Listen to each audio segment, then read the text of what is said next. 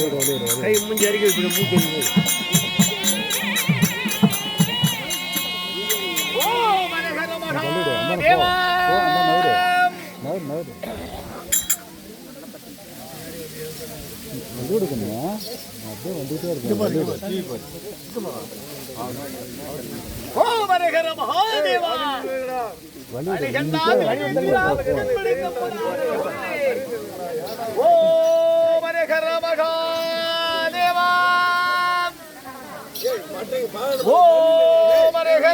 மகாதேவா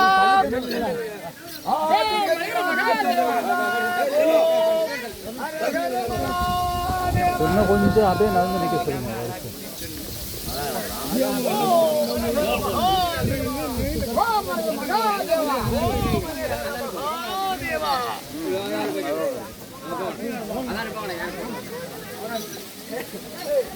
ஆனால்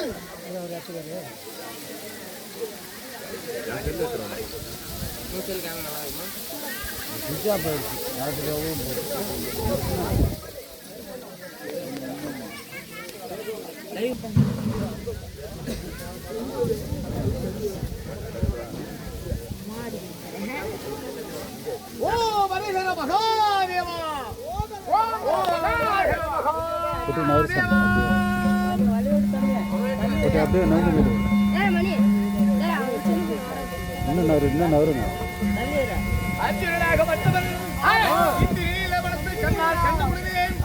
அங்க மதியான கூட்டங்களும் வான புறாக்களும் மந்தை கூட்டங்களும் அழகழகாய் இருப்பதெல்லாம் கண்டு நடித்துக் கொண்டு அந்த மலையை அதாவது 300 யுகத்திலே முதலாவது யுகத்தில் தங்கத்தால் அந்த மலை வெள்ளியதா.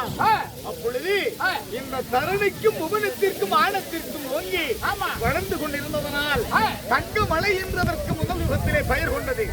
இரண்டாவது யுகத்திலே மாணிக்க மலையாக அமர்ந்திருந்ததா.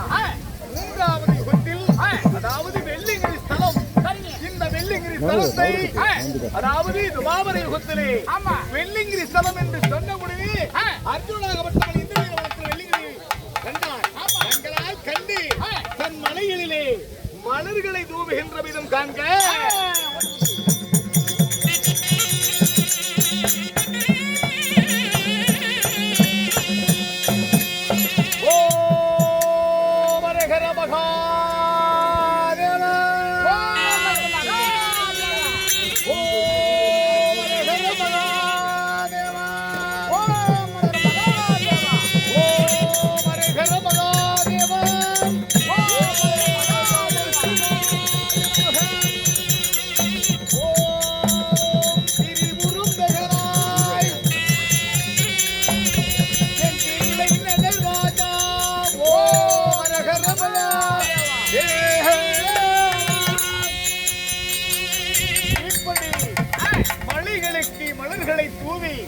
அதாவது கோங்கு மந்தாரி வெற்றிவேர் பாரிசாதம் நந்தியாவட்ட நறுமணை தும்பை கொன்றை துளசி அருகு என்று சொல்லக்கூடிய நந்தியாவட்ட மலர்கள் எல்லாம் பறித்து மலை மீதிலே மலர்களை தூவி எரித்து விட்டு அர்ஜுனன் அதாவது வடக்கு திசையை நோக்கி ஈசானி மூலையிலே ஒரு வட்டப்பாறை எடுத்ததோர் ஆளுவரிசி அடியில் வட்டப்பாறை கொண்டிருந்ததா.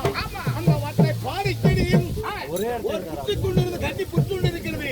அந்த கண்ணை புற்றுண்டை பார்த்தது அர்ஜுனன் அதாவது காலபைரவர் கொடுத்தது 30 அடி செப்பு கம்பம், உமா பார்வதி கொடுத்தது 30 அடி செம்பு கம்பம், அதாவது பாட்டியாகிய மந்திரகாளி கொடுத்தது 30 அடி கொட்டி கம்பம். இந்த 3 30 90 அடி கம்பத்தையும் அதாவது நான் தூக்கி செல்வதற்கு சோதியா கொம்பலா என்று சொன்ன உடனே காலபைரவராகப்பட்டவர் 3 30 90 அடி கம்பத்தையும் தன்னுடைய தப வலிமையினால் விபூதியாக உற்பத்தி செய்து அமராத்தோணியிலே போட்டுவிட அந்த அமராத்தோணியில் இருக்கின்ற விபூதியை எடுத்து ஓம் நம சிவாய நமக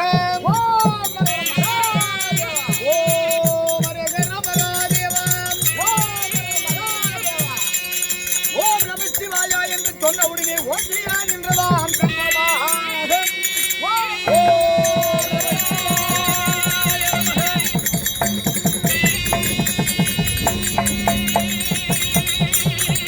இப்படி